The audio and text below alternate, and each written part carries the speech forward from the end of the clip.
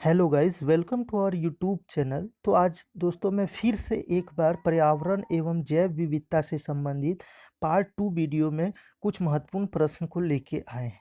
तो शुरू करते हैं। रेड डाटा बुक का प्रकाशन किसके द्वारा किया जाता है? रेड डाटा बुक का प्रकाशन किसके द्वारा किया जाता है? तो जैसा कि दोस्तों रेड डाटा बुक का जो है प्रकाशन IUCN के द्वारा किया जाता है।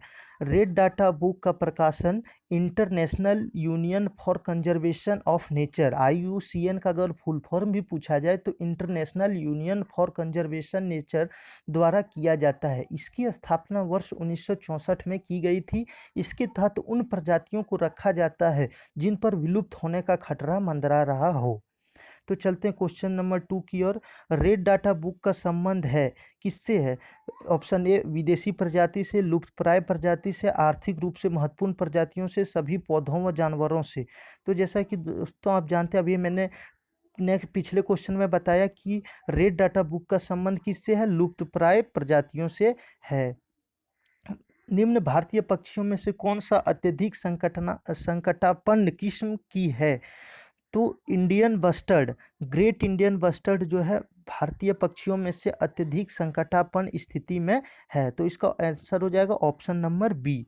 नेक्स्ट क्वेश्चन की ओर चलते हैं। क्वेश्चन नंबर 4 की ओर। किसी प्रजाति को विलुप्त तब माना जाता है जब वो अपने प्राकृतिक आवास में देखी नहीं गई हो। कितने वर्षों से देखी नहीं गई हो? तो 50 वर्षों से जब किसी पक्षी को अपने प्राकृतिक आवास में नहीं देखा जाता है तो उसे विलुप्त प्राणी में घोषित कर दिया जाता है। कौन सी ड्रग गिद्ध की समष्टि में ह्रास के लिए उत्तरदायी है? इसमें क्वेश्चन पूछा गया है कि कौन सी ड्रग गिद्ध की समष्टि में ह्रास के लिए उत्तरदायी है। तो इसका आंसर होगा दोस्तों डिक्लोफिनेक सोडियम। जो ये दवा है, इसी कारण जो है हमारा भारतवर्ष में गिद्ध जो है धीरे धीरे समाप्ति की ओर बढ़ रहा है। तो एक बार इसका हम एक्सप्लेनेशन करते हैं। डिक्लोफिनेक सोडियम क्या है? एक साधारण सी दर्द निवारक दवा है जिसका उपयोग किसानों द्वारा पशुओं के लिए दर्द निवारक के रूप में एवं बुखार के इलाज में किया जाता है।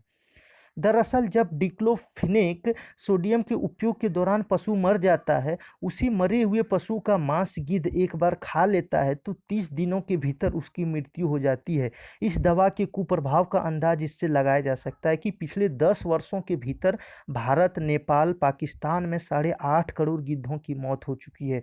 तो दोस्तों आप इससे अनुमान लगा सकते हैं कि ये डिक्लोफिनेक सोडियम कितना खतरनाक है भारतीय गिद्ध और अन्य देशों के गिद्धों के लिए। तो क्वेश्चन नंबर 6 की ओर चलते हैं। भारतीय वन्य जीव के संदर्भ में फ्लाइंग फॉक्स निम्न में से किसे कहा जाता है? तो ये बहुत ही फेमस क्वेश्चन और बहुत ही इंपॉर्टेंट क्वेश्चन है। तो चमगादड़ को भारत का फ्लाइंग फॉक्स कहा जाता है। रामसर सम्मेलन संरक्षण किससे संबंधित है?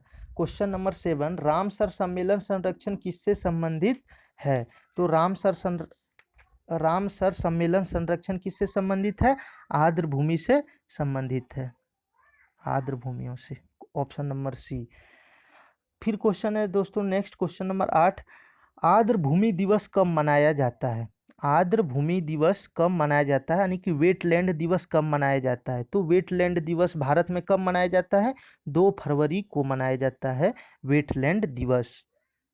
विश्व आर्द्र भूमि दिवस प्रत्येक वर्ष 2 फरवरी 1971 को रामसर ईरान में हस्तांतरित आर्द्र भूमियों पर अंतर्राष्ट्रीय कन्वेंशन के उपलक्ष्य को मनाया जाता है। ध्यातव्य है कि वर्ष 2020 में विश्व आर्द्र दिवस की थीम है आर्द्र भूमि और जैव विविधता, wetlands and biodiversity. Next question की ओर चलते हैं।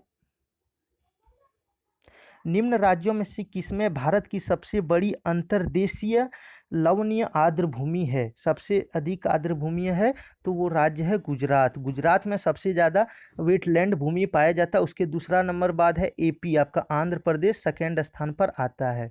ठीक है दोस्तों। 10 भारतीय संसद द्वारा जैव विविधता भारतीय संसद द्वारा जैव विविधता अधिनियम कब पारित किया गया? तो भारतीय संसद द्वारा जैव विविधता दिवस कब पारित किया गया था? तो 11 दिसंबर 2002 को भारतीय संसद द्वारा क्या किया गया था? जैव विविधता अधिनियम भारत में पारित किया गया था। भारत सरकार ने नॉर्वे के साथ एक मिलकर एक जैव विविधता नीति एवं कानून के केंद्र की स्थापना की। ये कहाँ पर स्थापित की? तो दोस्तों ये चेन्नई में, भारत के चेन्नई में स्थापित की। Option number B. Next question की ओर चलते हैं। जैव सुरक्षा यानी कि बायो सेफ्टी कौन से मंत्रालय के अधीन आता है?